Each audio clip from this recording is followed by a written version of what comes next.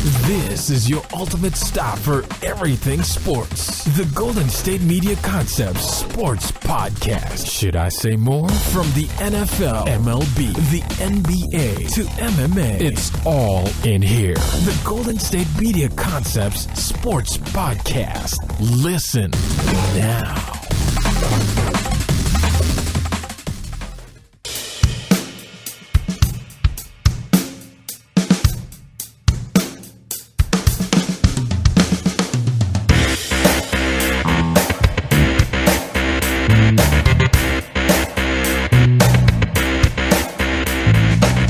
Thank you for listening to the Golden State Media Concepts Sports Podcast, where we discuss all of the news in the world of sports. My name is Ben Brown.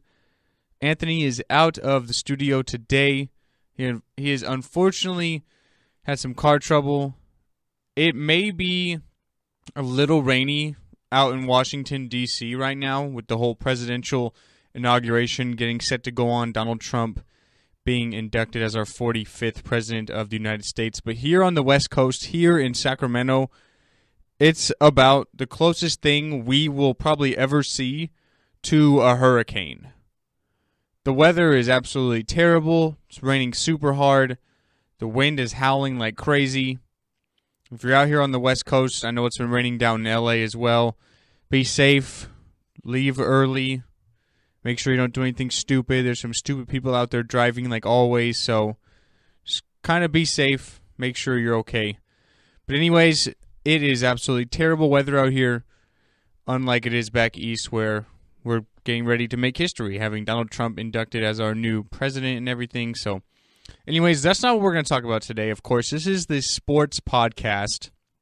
We are talking about sports. A huge, huge weekend coming up in the NFL. Of course, it is conference championship weekend. We're down to the Final Four. The winner of these two games on Sunday will be moving on to the Super Bowl in Houston in a couple of weeks.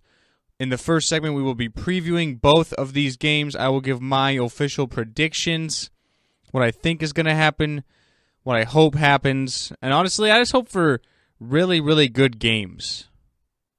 So far in the postseason in the NFL, we haven't really had that. The game between Green Bay and Dallas last week was phenomenal. We've had some good storylines, but with the exception of that game, we haven't really had any good thriller, down-to-the-wire games to really look at. So I hope that Atlanta and Green Bay, Pittsburgh and New England are both really, really good games on Sunday. And I do expect them both to be very, very good games. I really do. I think both these games will come down to the wire. I think both these games will be competitive and will be good. So with that, we'll get right into it.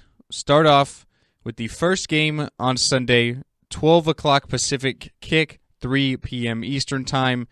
In the final game in the history of the Georgia Dome, the last game ever in the Atlanta Falcons' old home before they move into their new one. They will be hosting the Green Bay Packers. Atlanta 11-5, Green Bay 10-6, of course. And then Green Bay's won 2 playoff games already over the Giants and the Cowboys, and Atlanta did defeat the Seattle Seahawks last week to advance to this game and to host this game.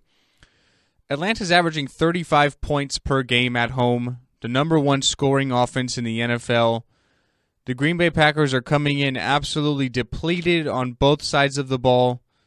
On offense, it's a question mark whether Jordy Nelson, Devontae Adams, Geronimo Allison are even going to play in this game. Mike McCarthy said in a post-conference that if it were a regular season game, they wouldn't even be playing in this game. But because it is the NFC Championship game, they're probably going to give it a go. Not really sure on all of them yet. I'd be really, really surprised if Jordy goes and is actually healthy enough to withstand some hits, because you can wrap that up.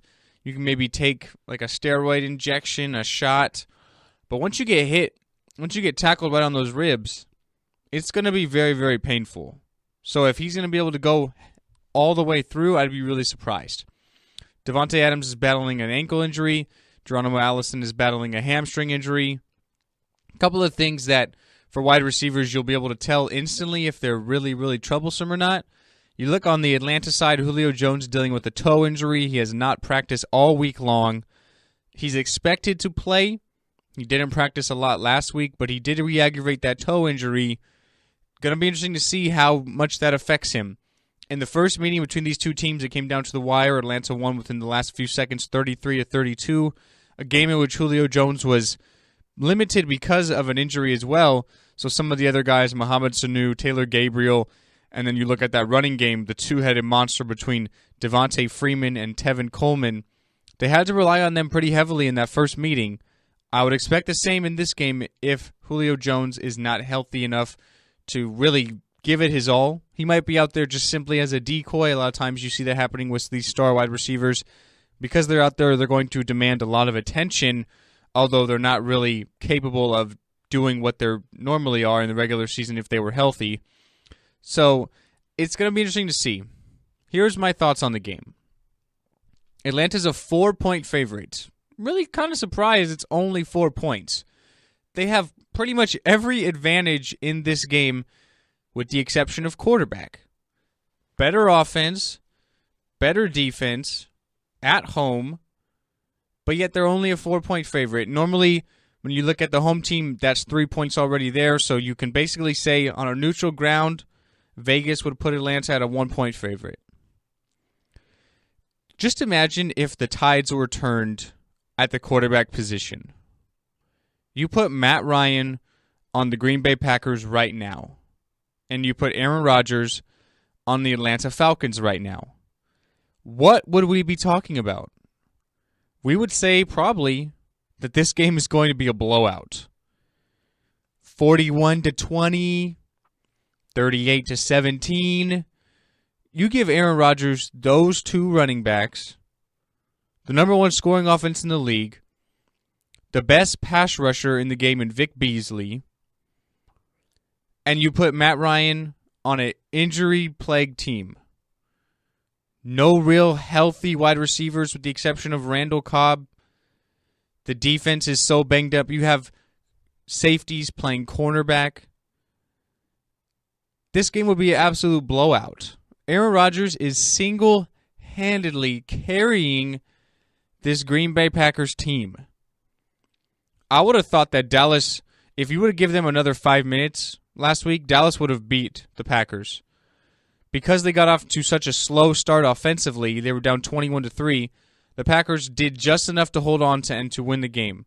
Aaron Rodgers, some late heroic efforts, absolutely fantastic.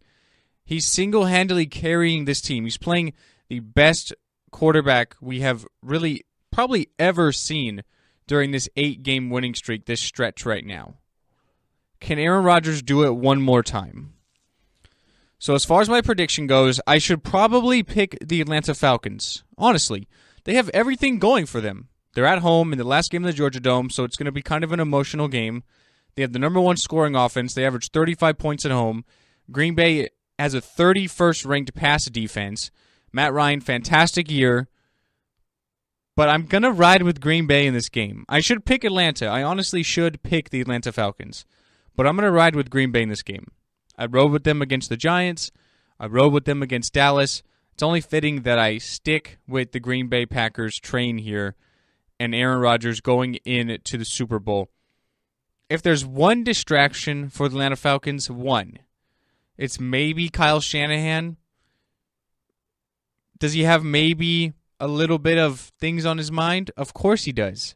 He's probably going to be the 49ers head coach. Once Atlanta is done, the Niners are going to give him the job, and he's going to take it. I mean, why would he turn it down? So maybe he has kind of that Lane Kiffin syndrome where he's thinking about a different job, not really solely 100% in on being the OC of the Falcons, and there maybe is a little hiccup there. I don't think that's going to be the case. He's a professional. He's been doing this a long time now. I don't think that's going to be a problem. But if there is one distraction, that's probably going to be it. So I'm going to take Green Bay in a shootout. Both teams score at least in the 30s. I'm going to say 38-34 Green Bay. I just think Rodgers can make one more play. He has the ball last, and that'll probably be the difference. Like I said, I should pick the Atlanta Falcons, but I'm just going to ride it with the Packers here. Now let's transition over to the AFC. The AFC Championship game, 3:40 Pacific Time, 6:40 Eastern Time. New England in Foxborough hosting the Pittsburgh Steelers. The Patriots under Tom Brady at home are 16-3 in the postseason. Absolutely fantastic. Lost to Baltimore a couple of times, lost to the Jets once. The Pittsburgh Steelers come in with, maybe with the exception of Atlanta, the hottest offense in the playoffs. You have Big Ben, you have Le'Veon Bell, who's been an absolute horse in the 2 playoff games, and you have Antonio Brown. And then you have the Pittsburgh Steelers going in there with the distractions of Antonio Brown as well. The whole Facebook Live, we already know about that. So now you look over at the New England Patriots. You have Tom Brady, you have Bill Belichick, you have the number 1 scoring defense in the NFL. But to me, that's definitely really, really skewed. The New England Patriots, according to record, have played the easiest schedule so far this season. 14-2. Brady only lost 1 game. Look at that 1 game he lost it to. They were at home Sunday night to the Seattle Seahawks. Russell Wilson, Super Bowl winning quarterback, fabulous quarterback. With the exception of Russell Wilson, Tom Brady and New England have not played any good quarterbacks. They played the easiest schedule according to records this season. What do bad teams have in common? They don't have a franchise quarterback. They don't have that elite guy. So I think their defense, it's okay. It's average. I don't think it's fantastic. This is a 6-point spread. I'm kind of surprised at that. With how Pittsburgh's been playing, New England kind of limping in here, didn't play fantastic against Houston. In the second half, Brock Osweiler and the Texans kind of gave that game away in my eyes. So I think New England probably wins the game, but I'm not going to give up 6 points. I think this game comes down to the wire. Bill Belichick, super smart guy. He's going to have some sort of a plan installed to stop Le'Veon Bell and to stop Antonio Brown, but it's really not that easy. It's not that easy just to slow down the killer bees. Ben Roethlisberger, is he completely healthy? To be honest, I'm not really sure. But Brady's had his number against Big Ben. He's 6-2 overall. They've only met in the postseason 1 time, which a game he also won as well. And he's got a touchdown-to-interception ratio against the Steelers during the Big Ben era of 7. 21 touchdowns, 3 interceptions. They're at home, a place they simply don't lose in the postseason. So I'll go with the Patriots. I think it's going to be a close game. I think both of these defenses probably make more stops than you'd imagine. You think with these high-powered offenses, it'd be a shootout, but I don't really see that being the case. I'd say something along the lines of 27-21, 27-24. I'll say 27-24 to the Patriots. Just kind of trust New England a little more. They're at home, better coach, better quarterback. Although both these quarterbacks are fantastic, I think the difference in the game is going to be which defense can make enough stops early in the game. Because I think these offenses will both get theirs. You can't stop Le'Veon Bell and Antonio Brown for too long. Tom Brady seems to do everything he can with not much around him. Julian Edelman's decent. Chris Hogan's been a good addition. Martellus Bennett. LeGarrette Blount's been fantastic, but he hasn't really done much in the postseason. They've kind of switched to Dion Lewis and James White a lot of the time in the passing game out of the backfield.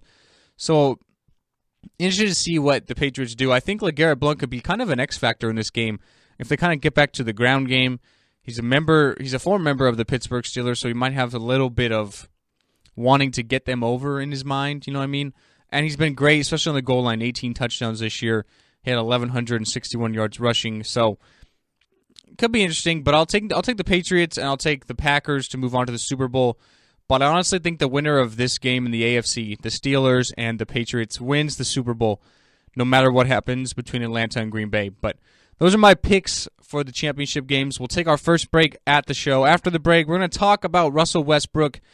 Did he get snubbed from starting in the NBA All-Star game? I think so, but we'll talk about why right after the break at the Golden State Media Concepts Sports Podcast.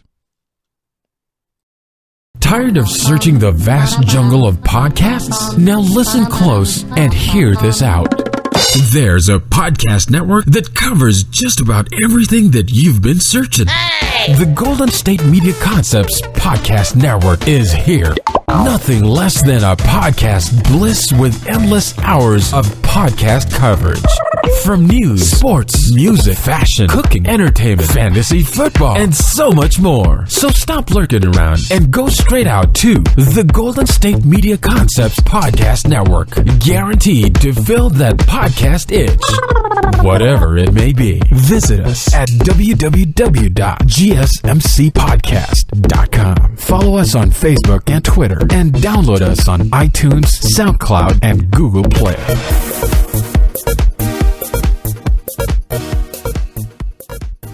So last night, prior to the Spurs game against the Denver Nuggets, in pregame warmups, center Pau Gasol, he broke his finger on his left hand. He just ran into his teammate Kyle Anderson as he was going up for basically like a layup. They took X-rays right away. They realized he had a fracture in his left hand. Kawhi Leonard missed 14 games with practically the same injury in the 2013-2014 season. And center for Toronto, Jonas Valanciunas, he missed 17 games 2 years ago with a broken left hand, kind of a similar injury. So the Spurs big man, he's averaging 11 points, 8 rebounds practically. He's shooting 51%, almost 47% from three-point range, which is fantastic, especially for a guy as big as he is. He's going to be out for at least, I'd say, maybe 15 to 20 games, somewhere around there. I really don't think it's that big of a deal for the Spurs. This is the Spurs. This is the best run organization in the NBA. They get production out of literally everyone. It's not a big deal that Gasol is going to miss time. He'll be healthy for the playoffs, where I think they'll probably battle the Warriors and the Rockets. So we'll have to wait and see. But Pau Gasol going to be out. It'll be a loss. It'll be a big enough loss for them, but not really much of a deal in my eyes. So now, sticking in the NBA, yesterday the All-Star Game starters for the West and for the East get announced. So for the East, you have DeMar DeRozan, Kyrie Irving, Giannis Antetokounmpo, the first-time starter and first-time All-Star from the Milwaukee Bucks. A fantastic young player. Glad to see he really got in there. He definitely deserved it. Jimmy Butler from the Bulls, and of course LeBron James. So the East going super, super small. I guess you can say LeBron's kind of like the 5 in that aspect. Antetokounmpo like the 4, Butler 3, DeRozan 2, and Kyrie Irving at the point guard position. A little controversy there on the Eastern Conference side as far as who should be starting at point guard. We'll talk about that. But so for the West, you have Steph Curry starting, you have James Harden starting, you have Kevin Durant starting, Kawhi Leonard from the Spurs, and Anthony Davis from the Pelicans. So one name I did not announce on the Western Conference side as a starter is Russell Westbrook. Russell Westbrook's averaging a triple-double. He's got 21 triple-doubles this season. The rest of the starters in the All-Star game on the West and the East have 19. Did Russell Westbrook get snubbed as an All-Star game starter? Of course he did. Are you kidding me? Come on. There's no way that Steph Curry should be starting instead of Russell Westbrook for the Western Conference side. James Harden deserves to be a starter. I'd say Kawhi Leonard deserves to be a starter. Kevin Durant deserves to be a starter. Anthony Davis is debatable. I think DeMarcus Cousins is probably the best center in the Western Conference side. But with how the voting goes, it's a little different. And this year the NBA's done things a little different. They have it basically split up between fans, media members, and the players. So the fans are accountable for 50% of the starters. The media members are 25%, and the players themselves are 25%. So there's kind of a little bit of a breakdown here as far as how the starters go. So you have it broken down. We'll look at the Western Conference side first. We'll look at why Russell Westbrook is not starting in the All-Star game. When you look at the player vote and the fan vote, it's different for Westbrook. The players and media are both number 1. So the media voted him as the top guard in the West. The players did as well. And the season he's having, definitely deserving. I have no problem with that there. The problem is the fans voted him number 3. They had Steph Curry number 1, James Harden number 2. So when you look at the averages, James Harden got 2s all across the board, so his overall score is 2. Westbrook with the 2 1s and the 3, his overall score is 2 as well.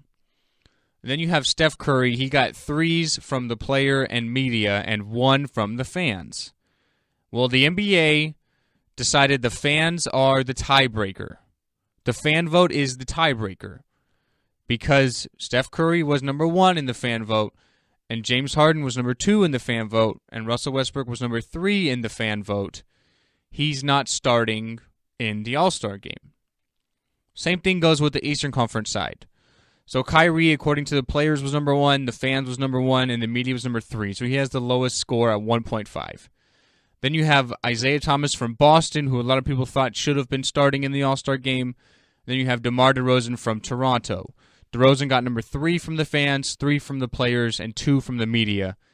Isaiah Thomas got number 4 from the fans, number 2 from the players, number 1 from the media. So his score, along with DeRozan's score, are 2.75. But because DeRozan has a 3 fan vote and Thomas has a 4 fan vote, then DeMar DeRozan is starting. So, yet again, the fans dominate. The fans overrule everything. We've had an issue with fan voting really in all these sort of things. MLB All-Star Game, NBA All-Star Game. Anthony and I talked about it a couple of weeks back, how Zaza Pachulia was number 2 in the Western Conference side, and he got the number 2 fan vote in the front court for the West.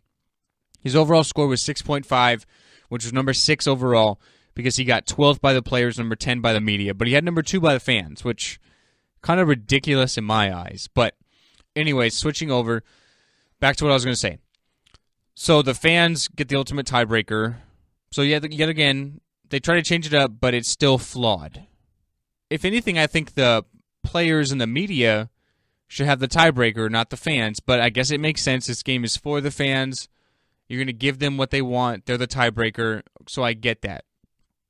And is Russell Westbrook going to be unhappy that he's not starting? Yeah, he probably is, and he has a gripe. You know, I mean, he's definitely by far having the best season of any guard in the Western Conference and really in the entire NBA. The dude is averaging a triple-double, trying to be the only other guy besides Oscar Robertson to do so. But you know what? Is this that big of a deal? Seriously. For me, when you're looking at a player's resume at the end of his career, and I'm going to just use Westbrook as an example. I'm going to throw out some fake numbers. So let's say Russell Westbrook finishes 15th all-time on the scoring list, 10th all-time on the assist list. He's a 13-time All-Star. Are they going to say he's a 13-time All-Star and an 8-time All-Star starter? No. It doesn't matter how many times you've started the All-Star game. They're not going to say, oh, he's a 10-time All-Star, a 6-time starter. They're not going to really announce at the end of his career how many times he started the All-Star game. It's not that big of a deal. For me, what I'm going to be looking at in the All-Star game, because Russell Westbrook will be a reserve, is if Westbrook and Kevin Durant are on the floor at the same time. That could get kind of interesting. If they're on the floor together, does Westbrook pass him the ball? Does Durant pass Westbrook the ball? How do they coexist in an exhibition game, in an all-star game, on the floor together? That could be a little interesting. So that's what I'll look at when it comes all-star game time. But as far as Westbrook not making the starting lineup, yeah, he probably should have, but big deal. There's bigger problems in life than Russell Westbrook not being an all-star game starter. By the time his resume is done, by the time he retires, they're not going to really announce how many starts in an all-star game he has. They'll just say how many all-star game appearances he has. I remember he's won an all-star game MVP before. He probably cares about it, especially with how this kind of ego he's got going on now. I'm going to pay back Zaza Pachulia for how he fouled me the other night. Like, come on, Russ. It's not that serious, man. We'll take our final break of the show. After the break, we'll talk some trending stories. The Raiders have filed their relocation papers to Vegas. The Seattle Seahawks are doing some really, really bad things about withholding injury information that could cost them a second-round pick. We'll talk about that and more after the break at the Golden State Media Concepts Sports Podcast. Are you looking for the very best NFL and college football podcast? Then check out the GSMC Football Podcast. Get the latest football news both on and off the field. From the NFL Draft to trades to the rumor mill to the NFL Combines, they got you covered. That's GSMCpodcast.com/football-podcast. Get updates on college rivalries, game day insights, and much, much more. It's football talk the way you want it. This show eats, sleeps, and breathes football. Don't forget to like them on Facebook and follow them on Twitter. Visit GSMCpodcast.com for more info.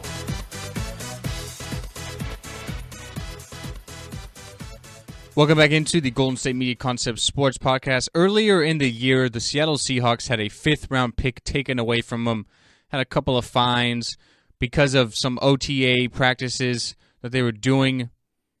They docked a fifth-round pick, as I mentioned. They lost a week of practices in the OTAs. They're doing things a little under the radar. And, well, they're back to some of their old ways. Not necessarily practice-wise, but about a certain player missing practice with what they were calling non-injury-related circumstances, which are the case. It's because he was injured. Richard Sherman had a very serious MCL injury for about the second half of the season. The Seahawks never put it down on the injury report. That's a big-time no-no in the NFL. Think about all the times the Patriots, they put Tom Brady on the injury report pretty much every single week now because of this. They're not trying to get docked anything. So they could lose a second-round pick. The Seahawks are complying with the investigation by the NFL. They're helping out. This could be really big. A second-round pick, that's probably a starter eventually, and someone who's going to contribute right away in the NFL. Second-round pick's pretty big. So the Seahawks could be missing out on that because Pete Carroll and the rest of the team simply did not put down that Richard Sherman was missing practice due to injury. Like, I just don't get it. Like, what are you trying to hide? What is the ultimate goal with that? It just doesn't make any sense to me. I'm not really sure what they're doing, but this is Seattle. They're kind of in the great Northwest. Rains a lot all the time there. It's a beautiful place, but they're kind of like hidden over there. Media kind of leaves them alone. Sherman's not very nice to the media anyway. Pete Carroll's done some kind of shady things already. We saw what happened with USC.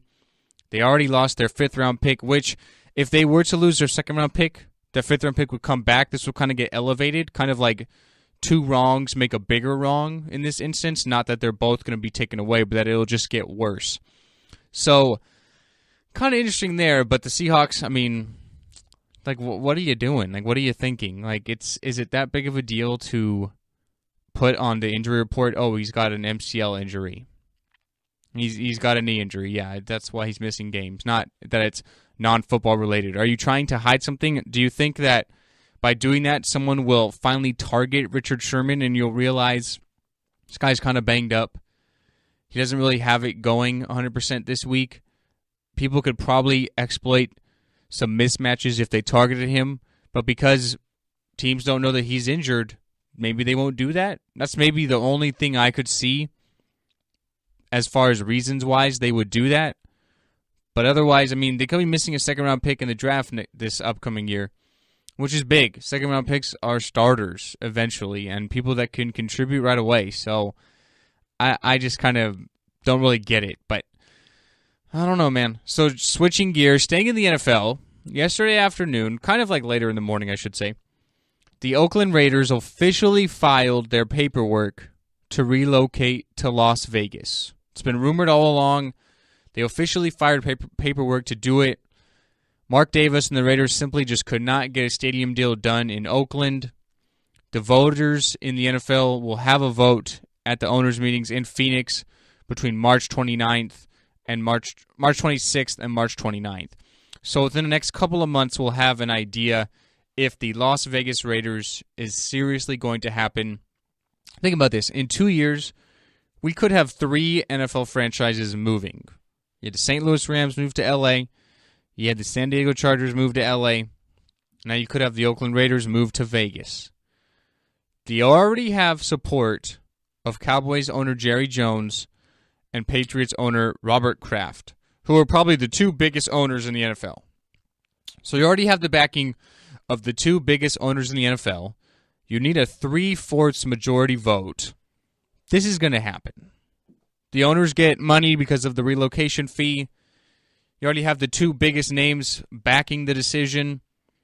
It's Vegas. Who doesn't love to go there? This would absolutely work. It makes total sense to me. We've talked about it on the show before. Makes total sense to me. If there's any team that should go to Las Vegas, it's the Raiders, right? They already have that Vegas mentality. Raiders, Savages, Pirates, Vikings, Raiders. It's Vegas. Outlaws. Think Outlaws. It's perfect, okay? You're a good team. You have sort of a fan base in LA already because they were already there. You're going to have the Chargers playing there at least once a year. LA to Vegas, not a far flight, not a far drive. You have 1 billion airports in Southern California. San Diego, Las Vegas, Burbank, Ontario, Long Beach. All go straight to Vegas. Sacramento, you can fly to Vegas in a couple hours from all these places at the most. People are going to go there. You have a great young star and a great young team led by Derek Carr. It's not like you're a terrible franchise, so no one's going to want to go to these games with the exception of an opposing team. You have a great young team already that people want to watch. Exciting players. Amari Cooper, Derek Carr, Khalil Mack. Makes total sense. It's 8 days a year. Sunday afternoons in Vegas. Good weather. Probably a little hot during the early part of the season, September, October. Then it'll maybe cool down November, December, 70s. You're in the desert, not going to have a whole lot of rain. Weather's going to be good. Makes total sense. You can have guys from Miami plan a guys trip out to Vegas, cap it off on Sunday because the Dolphins are in town. This makes perfect sense. It's 8 days a year. Vegas has people coming in left and right every single day. You could have an MMA event, a boxing event on Saturday night, go to the game Sunday afternoon, party all night, come home Monday morning. Makes total sense. It's going to happen. There's no way that this does not happen. March 26th through March 29th, we'll find out. The Raiders even filed for relocation before the February 15th deadline. So that tells you just how serious they were about this. They have a proposed 65,000-seat domed stadium with natural grass. They could share it with UNLV. It's expected to cost about $2 billion. You bring in a ton of hotel revenue. Makes total sense to move to Vegas, and it's going to happen. The owners are going to allow this to happen. And then you have Vegas becoming a sports town. You already have an NHL franchise with the Golden Knights set to start next year. You are the king of all MMA and boxing. The majority of the big pay-per-view events for MMA and boxing are held in Las Vegas. So you already have that going with you. And now you could have Las Vegas Raiders. It makes total sense. It's going to happen. And honestly, I'm excited. That'd be really fun. You know what I mean? Vegas is not too far from us here on the West Coast. A lot of people will go to a game. 65,000 fans isn't too much. They could easily fill that 8 times a year. Because I'm kind of skeptical when it comes to the Golden Knights in hockey. Hockey, a lot of games. You're having at least 40 games a year, sometimes back-to-back nights, midweek. Hockey's not nearly as popular as the NFL is. So I'm a little skeptical as far as how that could work out. But this makes total sense to me, and it's going to happen. All right, guys, that's going to end our show for today. Another great action-packed show for you. My name is Ben. I hope you enjoyed. Be back on Monday to recap all things this weekend. The Australian Open's currently going on. Update you on that, as well as who will be playing in the Super Bowl and more at the Golden State Media Concepts Sports Podcast. Have a good day, guys, and have a good weekend.